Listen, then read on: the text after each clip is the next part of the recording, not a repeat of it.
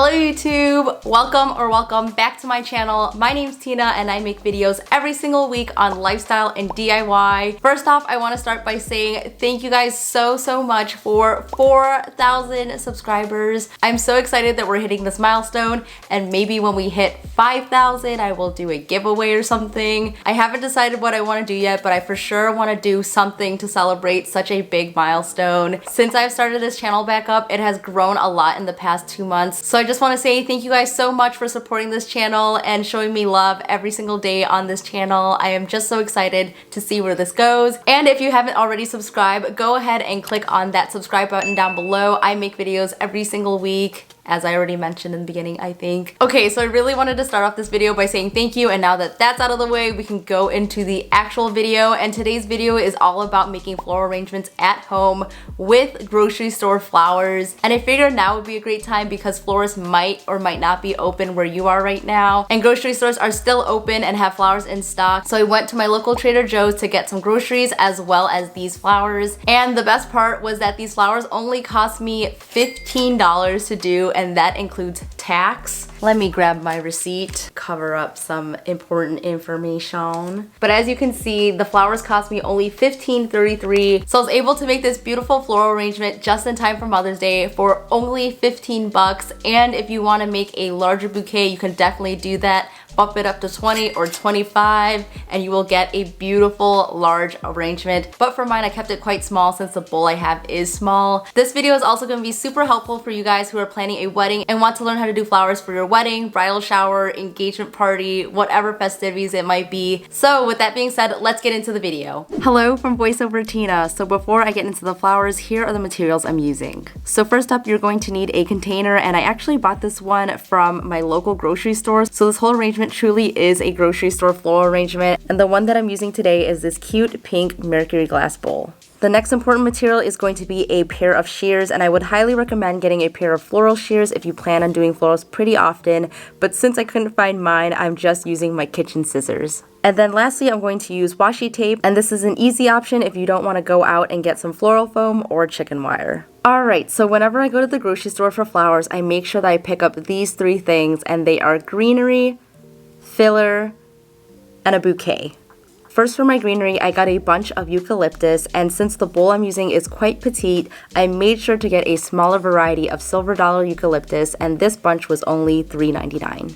Also, make sure that you cut them at a diagonal and put them into water as soon as you come home with your flowers from the store. Next, for my filler flower, I'm not quite sure what these are. I think they are dianthus flowers, but I thought they would be the perfect filler with this gorgeous lilac color, and this little bunch of flowers was only $2.99. Now for the main bouquet, I grabbed one that had a lot of variety and had a nice color palette, and this bouquet features some pink spray roses, white marigolds, hot pink daisies, and a dark purple Matsumoto aster flower. I hope that I'm pronouncing that right. And I only paid $6.99 for this beautiful bouquet. Also, I want to mention that I got all these flowers from Trader Joe's, and in total, this arrangement cost me less than $15 to make. So before we can start arranging, the first thing you want to do with your ingredients is to process them. So first, I'm starting off with my eucalyptus, and here you can see that there are a few browning leaves at the bottom of the stem. So to remove them, I simply just tore them off with my fingers. For bigger branches like this one, I simply just cut them down into 2 branches so that I can use it more easily inside of my small bowl. And now you can see all my eucalyptus is clean. Now I'm going to move on to processing my flowers. So when it comes to removing flowers from their packaging, I make sure to do it very carefully with a pair of scissors so I don't accidentally rip anything off. Also, make sure that you keep your flower food packets to mix into your water later on. Now I'm separating the stems from each other and inspecting each one. For these filler flowers, there weren't that many leaves at the bottom, so I only had to remove a few leaves.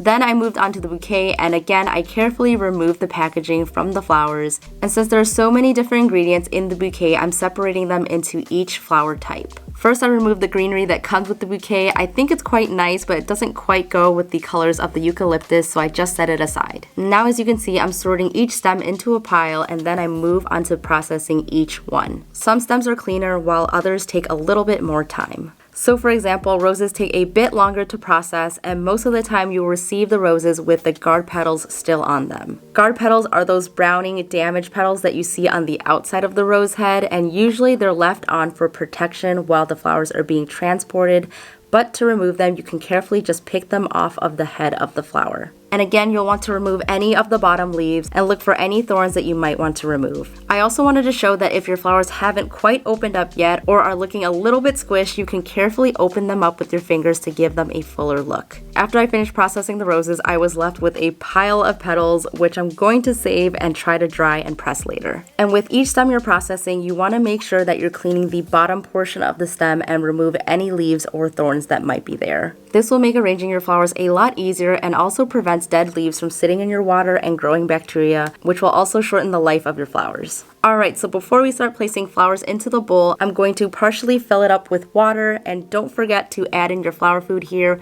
I forgot to in this clip, so I added it in later. Then to keep the flowers in place, I'm using washi tape as a grid. And to do this, I'm simply placing 4 pieces of tape to create a hashtag grid. This will create 9 smaller spaces in the bowl, which really helps with arranging flowers. I actually prefer using chicken wire for floral arranging, but since this bowl was quite small, I wanted to try this new method with tape.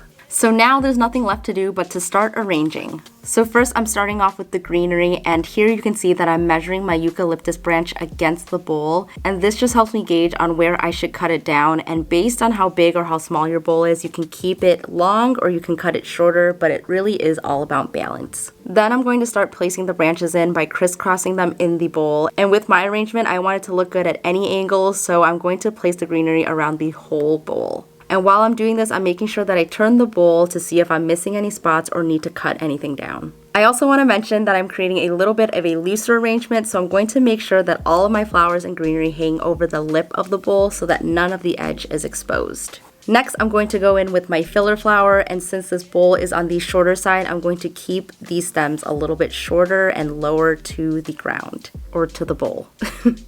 But as a tip, you also want to make sure that you don't cut too short just in case you change your mind later, because you can always cut stems shorter, but you can never make them longer. Then I'm going to go in with the other smaller flowers from my bouquet to fill in some empty spots and keeping it at relatively the same height. And as you're doing flowers yourself, keep in mind that there really is no right or wrong way to create a floral arrangement. You really just have to experiment and see where each flower looks best to you. And if something doesn't look right to you, you can always take it out and put it in a new spot until you like how it looks. Now I'm placing the spray roses at a little bit of a higher height in some of the emptier spaces, and then I will move into putting in the dark purple flowers as an accent. And at this point, I always get a little bit nervous with how my floral arrangement is starting to look, but I always have to remind myself to have fun with it. So play around with placement, balance, and colors, and you'll slowly start getting the hang of it. I sure was not a pro when I started, and I'm still not a pro, but I still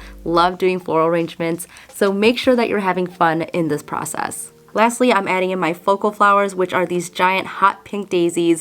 Since they are the largest flowers, I'm going to keep them a bit taller than the rest of the flowers. And as you can see, even after I place all my ingredients into the bowl, I'm still finessing with the flowers. I take some out and I put some back in until it looks just right to me. Don't be afraid to even take apart the whole thing and start over again. I've definitely done this in the past, and it just helps me get better and better at building arrangements as time goes on. And finally, the arrangement is done. The flowers are at a place that I'm super happy with, and I love how they came out. I think this arrangement is just so cute and perfect for spring, and I really hope it inspires you guys to pick up some flowers at your local grocery store and make an arrangement yourself. Alright guys, I hope this video was super helpful and you were able to learn new techniques on how to make floral arrangements at home with things you already have. Feel free to go out and buy some chicken wire, because like I said, that is my favorite way to make floral arrangements, and it's also very eco-friendly to use instead of floral foam. And here is my arrangement once again. I think it is just so cute and petite.